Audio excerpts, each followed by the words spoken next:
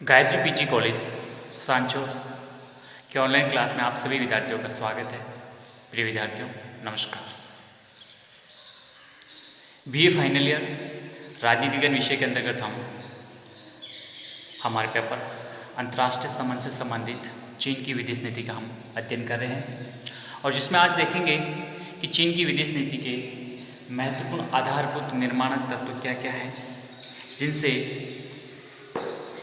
जिन आधारभूत निर्माणक तत्वों के आधार पर चीनी विदेश नीति का निर्माण होता है, तो इसके बारे में आज हम विस्तार से अध्ययन करेंगे।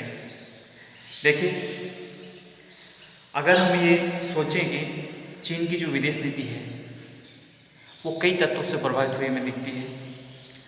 अगर सबसे प्रभावित तत्वों में से देखा जाए तो है उसकी भौगोलिक स्थिति, उसकी ज्योग्राफिकल लोकेशन, उसकी ऐतिहासिक परंपराएं, उसकी राजनीतिक विचारधारा, आंतरिक राजनीति के उतार चढ़ाव, अंतर्राष्ट्रीय घटनाओं एवं परिस्थितियों का दबाव। ये सभी कुछ महत्वपूर्ण ऐसे तत्व हैं जो चीनी विदेश नीति के निर्माण में या उसके आधारभूत निर्माणक तत्वों के रूप में हम देख सकते हैं, समझ सकते हैं। देखिए, साम्यवादी चीन की जो विदेश नीति है वो विशेषकर सबसे ज़्यादा प्रभावित रही है तो वहाँ के जो महत्वपूर्ण नेता और साम्यवादी क्रांति के प्रणेता माओ से तुंग। तो माओ के विचारधारा से बहुत कुछ इनकी विदेश नीति झलकती है। अगर इनकी चीनी विदेश नीति की अगर हम प्रेरणा स्रोत की बात करें तो चीन के नेताओं और चीन के जो शीर्ष नेतृत्व है उनको ये अगाध विश्वास है कि चीन एक विश्व की महाशक्ति है। क्या है? विश्व की महाशक्ति है और उससे महाशक्ति के रूप में भूमिका अदा करनी है। ऐसा ये मान के चलते हैं कि playing the role of a big power, मतलब हमें एक महाशक्ति की भूमिका निभानी है। हम कम नहीं है, हम विश्व में एक महाशक्ति है। तो ये वहाँ के हर नेता में और जो भी वहाँ का शीर्ष नेतृत्व है कम्युनिस्ट गवर्नमेंट में, तो ये जितने भी लीडर हैं ये मान के चलते हैं कि चीन एक महत्वपूर्ण महाशक्ति है और उसे अंतर्राष्ट्रीय जगत में प्रत्येक क्षेत्र में उसे महाशक्ति की भूमिका निभानी है और काफ़ी हद तक ये भूमिका निभा भी रहा है। हम देख रहे हैं जिस प्रकार से अभी वर्तमान में जो कुछ घटनाक्रम घटित हो रहा है, हम सब वाकिफ है इससे कि वो एक महाशक्ति के रूप में भूमिका अदा करने पर पूरा तुला हुआ है। ठीक है, अब चाओ एन लाई ने ये दावा किया था कि किसी भी महत्वपूर्ण अंतर्राष्ट्रीय समस्या, विशेषकर एशिया से संबंध रखने वाली समस्या का समाधान तब तक संभव नहीं है जब तक चीनी गणराज्य इसमें भाग न ले। सोचो आप, चाओ एन लाई स्पष्ट तौर पे चीनी प्रेसिडेंट थे। इन्होंने कहा है कि अगर दुनिया में कोई भी अंतर्राष्ट्रीय समस्या है और वो अगर समस्या विशेषकर अगर एशिया से संबंधित समस्या है तो ये भूल जाना कि जब तक उस समस्या में चीन इन्वॉल्व नहीं है, चीन को पूछा गया नहीं है, तो वो किसी भी हालत में उसका समाधान संभव नहीं है। मतलब क्या समझ सकते हैं इस बात को? अपने आप को एक विश्व शक्ति के रूप में, महाशक्ति के रूप में दर्जा देना चाहता है और अपनी भूमिका निभाना चाहता है कि कुछ भी हो जाए, हम जब तक उस मामले में इन्वॉल्व नहीं होंगे समस्या का समाधान, समस्या का निदान कतई बिल्कुल संभव नहीं है। तो ये उसकी पूरी एक उसके चीन की विदेश नीति में इस प्रकार का हमेशा से भूमिका दिखती आई है, झलकती आई है। ठीक है, अगली बात करें जो चीन की विदेश नीति में महत्वपूर्ण तत्व माना जाता है वो है उग्र राष्ट्रीयता का भाव या उग्र राष्ट्रीयता का तत्व। देखिए, चीनी शासक चंगेज खान और कुबलाई खान, ये दोनों चीनी शासक रहे हुए हैं। ये दोनों ही शासक विस्तारवादी नीति के पोषक थे। वो ज़्यादा से ज़्यादा अपनी सीमाओं को विस्तार करना चाहते थे। उनका यद्यपि कोई राष्ट्रीय सीमा का कोई स्पष्ट मानचित्र नहीं था और न अभी भी है, पर वो ये समझते थे कि स्वराज्य या स्वराष्ट्र की श्रेष्ठता, परराष्ट्र विरोधी परंपरागत भावना, वृहद चीनी साम्राज्य की महत्वाकांक्षा उसे और भी उग्र राष्ट्रवादी बना देती है। समझने का तात्पर्य, चीन ये मान के चलता है कि हमारी ऐतिहासिक परंपरा रही है हमारी ऐसी ऐतिहासिक परंपरा रही है कि हमारे जो पूर्वज, हमारे जो चीनी शासक चंगेज़ खान और कुबलाई खान जो शासक रहे, वो उन्होंने अपना ज़्यादा से ज़्यादा क्षेत्रफल का विस्तार किया है और हम उन्हीं की नीति पर चलने का काम करेंगे। इसलिए उनका अपनी राष्ट्रीय सीमा का तत्कालीन में कोई न तो स्पष्ट मानचित्र है, लेकिन वो ये मानते हैं कि मेरा जो राष्ट्र वो सर्वश्रेष्ठ राष्ट्र है और स्वराष्ट्र की श्रेष्ठता स्थापित करने के लिए मैं ज़्यादा से ज़्यादा विस्तार करने में यकीन करता हूँ। और परराष्ट्र विरोधी परंपरागत भावना, दूसरे राष्ट्रों के प्रति हमेशा से उनका कोई महत्वपूर्ण संबंध था ही नहीं, उनको हमेशा से एक विरोधी भावना झलकती आ रही है। और ज़्यादा से ज़्यादा बृहद चीनी साम्राज्य की एक उनकी महत्वाकांक्षा है, उग्र राष्ट्रता है, जो उसको इस प्रकार की प्रवृत्ति की ओर अग्रसर करता है, इस प्रकार की उग्र राष्ट्रवादी प्रवृत्ति की ओर उसको धकेलता है। तो ये समझ सकते हैं कि चीन है वो आज भी इस नीति के पर अपना काम करता है। अब आप देखिए, बात हमारी नहीं है कि चीन का और भारत का सीमा विवाद है, चीन के जितने भी पड़ोसी राज्य हैं सबसे उसका सीमा विवाद है। अब हमारे अक्षय सिंह वाला क्षेत्र, सिक्किम में देखिए, अरुणाचल प्रदेश में देखिए, हर जगह, यहाँ तक कि जो डोकलाम विवाद है, भूटान, सिक्किम और हमारा जो मतलब चीन वाला जो एक वो बिल्कुल ट्रायंगल, वहाँ पर भी हर जगह। और वर्तमान में जिस प्रकार से जो हमारा तनाव बना हुआ है लद्दाख में, तो पेंगोंग त्सो झील पे और वहाँ सब लेक पे, तो वहाँ पर भी उसका मकसद यही है कि मैं इन रणनीतिक और महत्वपूर्ण सामरिक क्षेत्रों को हड़प लूँ। और वो ये समझता है कि ये तो सब मेरे बाप की पनौती है, मैं उस पर कब्जा कर दूँ, मेरा हो गया, ऐसे अब कौन करने देगा। लेकिन उसकी नीति आज भी नहीं बदली है, उसकी अपनी विदेश नीति में ये बातें आज भी पूरी तरह से यथावत रखा हुआ है। इसलिए हर देशों के साथ, अब आप क्या समझते हो, छोटा सा नेपाल है, नेपाल आज हमारे भारत के विरोधी है, लेकिन उसका मकसद क्या है, वो उसको भारत के विरोधी उकसाता है। नेपाल जो लिम्पुआ धरा में जो काला पानी जो हमारा क्षेत्र है, उसको नेपाल ने अपने नक्शे में बता दिया, उसको अपने नक्शे में बना दिया। यहाँ की नेपाल की संसद में वहाँ पर प्रस्ताव पारित करवा दिया और नया नक्शा जारी करके वो यूनो में भेजने की बात कर रहे हैं। क्यों भाई, अब कैसे याद आया सब कुछ नक्शा, इतने दिन कहाँ थे। लेकिन ये सब चीन के इशारों पे हो रहा है और चीन, नेपाल है वो चीन की इस साजिश को अच्छे ढंग से पहचान नहीं पा रहा है, वो बहुत बड़ी भूल कर रहा है और उसका खमेज उसको स्वयं को भुगतना पड़ेगा। अब वो उसकी निगाह माउंट एवरेस्ट में और काफ़ी कुछ हिस्सा जो उनका सामरिक दृष्टि से उपयुक्त लगता है, तो नेपाल का वो काफ़ी हड़प भी रहा है। लेकिन आज नेपाल में साम्यवादी गवर्नमेंट और वो चीन के पीछे लगे हुए, उनको समझ में नहीं आएगा, जब तक उनका नुकसान होगा तब समझ में आएगा। और ऐसे कमजोर राष्ट्रों की क्या औकात है चीन के सामने। लेकिन ये इस प्रकार की नीति चीन अपना रहा है, हर एक देश के साथ अपना रहा है, तो उसका मकसद यही है कि ज़्यादा से ज़्यादा विस्तार करो। वो तो ये समझता है कि मंगोलियन नस्ल के जितने भी लोग हैं सब मेरे अपने हैं, वो पूरा क्षेत्र मेरा अपना होना चाहिए। तो इस प्रकार की उसकी ये नीति चली आ रही है।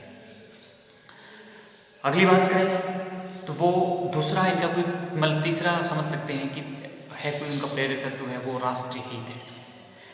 देखो, चीन साम्यवाद में विश्वास करता है, ये बात पूर्णतः सत्य है, परंतु उसकी नीति का वास्तविक निर्धारण सैद्धांतिक धारणाओं के आधार पर नहीं, परंतु राष्ट्रीय हित के आधार पर होता है।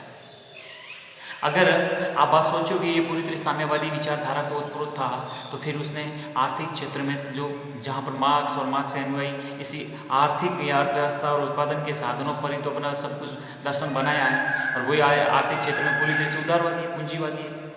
फिर तो वो क्या समझता है, वो अपनी विचारधारा को साइड में रखता है, उस अपने हितों के आधार पर, उसको हितों, राष्ट्रीय हित है, नेशनल इंटरेस्ट है, उनकी प्राप्ति करने के लिए जो भी उसको उपयोग लगता है उस प्रकार का वो परिवर्तन कर सकता है।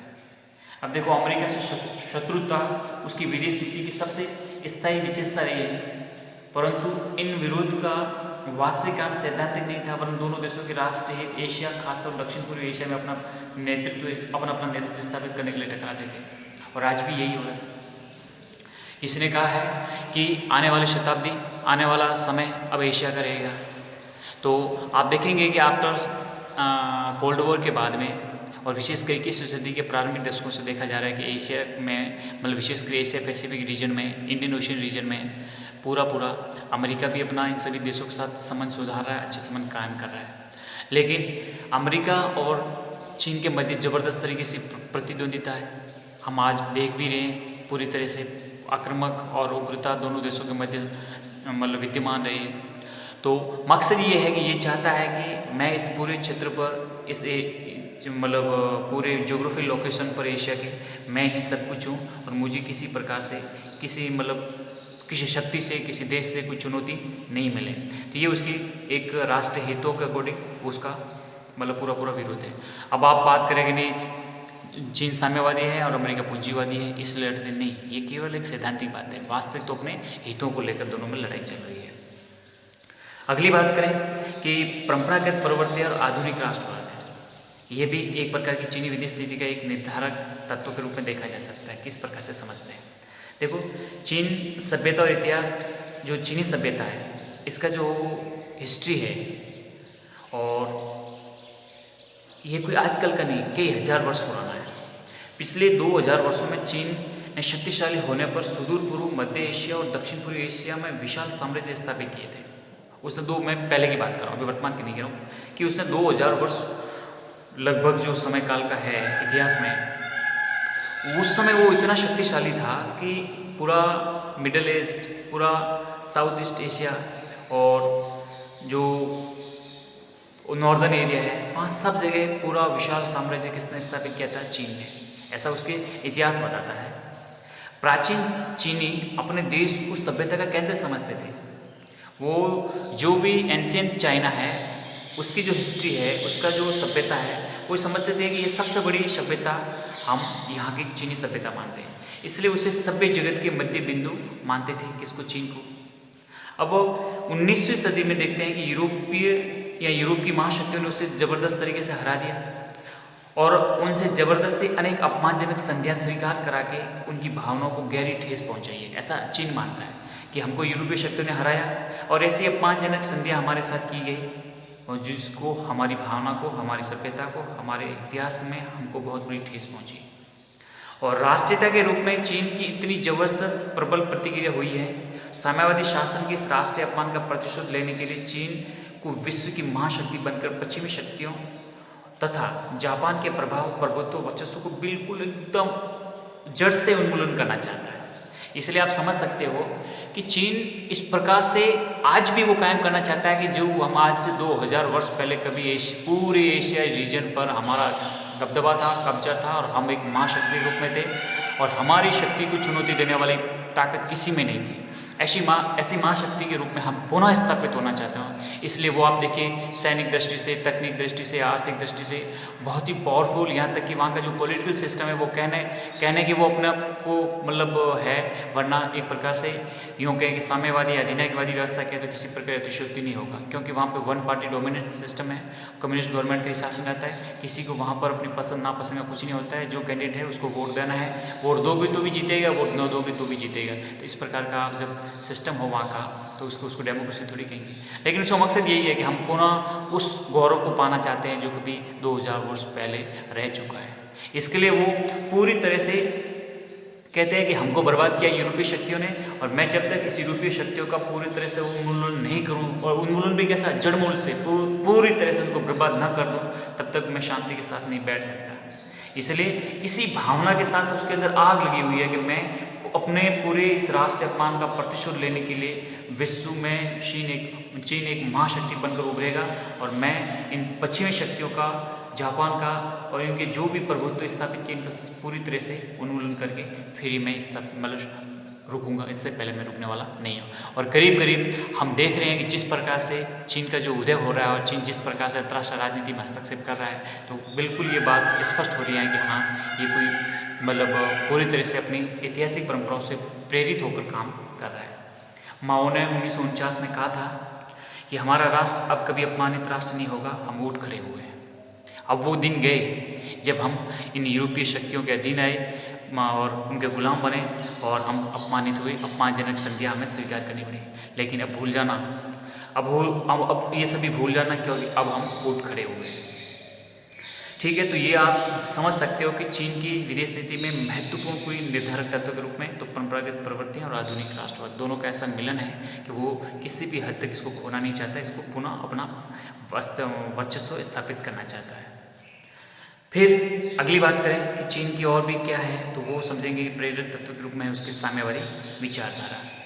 साम्यवादी विचारधारा उसको ऐसा लगता है कि मैं इसी के बलबूते पर सब कुछ कर सकता हूँ, क्योंकि आप लोगों को जितनी स्वतंत्रता देंगे, जितनी आज़ादी देंगे, जितनी राइट ड्यूटीज़ की बात करेंगे, वो समझते हैं कि हमारे कार्य में एक बाधा पैदा होगी। इसलिए वो अपनी शासन प्रणाली में राजनीतिक स्वरूप में आज भी पूरी तरह से कम्युनिस्ट आइडियोलॉजी को लेके चलता है। इसलिए चीनी नेताओं को दृढ़ विश्वास है कि इस समय साम्यवाद और पूंजीवाद में विश्वव्यापी क्रांतिकारी संघर्ष चल रहा है और इसमें अंतिम विजय साम्यवाद की होगी, ऐसा चीनी नेता मानते हैं। इसे शीघ्र लाने के लिए उनका ये पवित्र कर्तव्य है कि ये साम्यवाद और लेनिनवाद के सिद्धांतों का प्रचार करें, विश्व क्रांति को सफल बनाने का प्रयत्न करें, साम्यवादी शासन के राजनीतिक क्षेत्र में बढ़ाने का भी प्रयास करें। चीन के साम्यवाद में कई विचारधाराओं का संगम हुआ है। आप देखते हैं कि जो चीन का साम्यवाद है केवल मार्क्स का है, ऐसा भी नहीं है, क्योंकि मार्क्स के साथ आप समझते हैं, इसलिए आप समझ सकते हैं कि चीन के जो साम्यवादी विचारधारा है उसमें मार्क्स, लेनिन, स्टालिन और माओ, इन चारों व्यक्तियों की विचारधाराओं का ऐसा सामंजस्य है, ऐसा उसमें मिश्रण है। इसलिए चीनी जो नेता है उनका ये दावा है कि माओ ने मार्क्सवाद और लेनिनवाद को अपने नवीन विचारों का योगदान देकर अपने और उसको समृद्ध किया। माओ शक्ति के दर्शन में विश्वास करते थे। वे सैनिक और राजनीतिक शक्ति में घनिष्ठ संबंध मानते थे, सैनिक और राजनीतिक शक्ति में जबरदस्त तरीका संबंध मानते थे। उनका कहना था कि राजनीतिक शक्ति बंदूक की नली से उत्पन्न होती है। ध्यान रखना, ये कथन माओ का है। राजनीतिक शक्ति किससे पैदा होती है? बंदूक की नली से, मतलब ताकत से। वो बताना चाहते हैं बंदूक से कोई वस्तु उत्पन्न की जा सकती है। वे समूचे विश्व को दो वर्गों में बांटते हैं। एक तटस्थ राष्ट्रों के अस्तित्व को वो स्वीकार बिल्कुल नहीं करते थे, जिसकी बात अपन गुट निरपेक्ष देशों की बात करते हैं, वो बिल्कुल उसमें यकीन नहीं करते थे। माओ ने विदेश नीति के लचीलेपन पर सबसे बड़ा माओ ने विदेश नीति के लचीलेपन पर बहुत बड़ा बल दिया था। इसलिए माओ कहते हैं कि इस लचीलेपन को स्पष्ट किया इसने कि जैसे अपने शब्दों में इसको बयान किया है कि शत्रु आगे बढ़ता है। ध्यान रखना, माओ का कथन है, प्रसिद्ध कथन है। शत्रु आगे बढ़ते हैं तो हम पीछे हटते हैं। जैसे हमारा दुश्मन हमारी तरफ आता है, हमारी सीमा में घुसता है तो हम पीछे हटते हैं, फिर हम उसका पीछा करते हैं। आई बात समझ में? फिर उसको जैसा भी उसकी नीति के तहत है कि शत्रु हमारी तरफ बढ़ता है तो हम पीछे हटते हैं, जो हमारी तरफ बढ़ गया फिर उसका पीछा करके हम उसका काम तमाम करते हैं। ठीक है, तो देखो इसको और भी विस्तार से यूँ कहें कि शत्रु आगे बढ़ता है, हम पीछे हटते हैं। शत्रु खाई खोदता है, हम उसे परेशान करते हैं। वह थकता है, हम उस पर हमला करते हैं। वह पीछे हटता है, हम उसका पीछा करते हैं। इस प्रकार से माओ ने यह भी लिखा है कि किसी घटना या विकास की प्रक्रिया का अनिवार्य अंग इस प्रकार की बातें हैं, जैसे हमला करने के लिए रक्षा करना, आगे बढ़ने के लिए पीछे हटना, सामने की स्थिति लेने के लिए घेरा डालने की स्थिति ग्रहण करना, सीधा जाने के लिए टेढ़ा मेढ़ा चलना। ये उसकी एक प्रकार से इस संबंध में जो नीति है वो इस प्रकार से वो इस बात को स्पष्ट करते हैं। तो यूँ देखा जाए कि वास्तविक तौर से यथार्थ में आधुनिक युग में चीनी विदेश नीति में आए चमत्कारिक मोड़ का जो राज है वो देंग शियाओपिंग की प्रतिभा है। कि जो भी चीनी विदेश नीति में इतना जो बदलाव हमें दिखता है, ये किसका है? ये वहाँ के नेता देंग शियाओपिंग की। देंग आज मतलब यूँ कहा जाता है, अभी तो नहीं रहे, लेकिन चीन के शिखर नेता रहे हैं। उन्होंने चीन में क्रांतिकारी और मूलगामी परिवर्तन किए हैं। जहाँ माओ ने अंतर्राष्ट्रीय साम्यवाद से हटकर समानांतर साम्यवादी विचार और साम्यवादी शासन के प्रतिमान स्थापित किए, वही देंग ने भी साम्यवादी शासन व्यवस्था में उदारवादी अर्थव्यवस्था और सामूहिक नेतृत्व के मौलिक और सफल प्रयोग किए। देंग के नेतृत्व में उदारवादी अर्थव्यवस्था के भूमंडलीय खोल में चीन ने प्रवेश किया। कि जिस प्रकार से देंग शियाओपिंग ने अपनी जो अर्थव्यवस्था के क्षेत्र में जो उदारवादी अर्थव्यवस्था का जो उन्होंने प्रवेश किया है, लेकिन साम्यवादी दलीय व्यवस्था का लोकतांत्रिक उदारवादी खेल से बिल्कुल राजनीतिक क्षेत्र में उनका उदारवादी विचारधारा से बिल्कुल उनका प्रवेश नहीं हुआ है। ठीक है, फलतः आज का चीन है वो संयुक्त राज्य अमेरिका, यूरोप, जापान, जर्मनी देशों से जबरदस्त आकर्षण का केंद्र भी बना हुआ है, क्योंकि व्यापारिक हित के आधार पर, लेकिन ज़बरदस्त तरीके से उनको एक चुनौतियाँ भी प्रदान कर रहा है।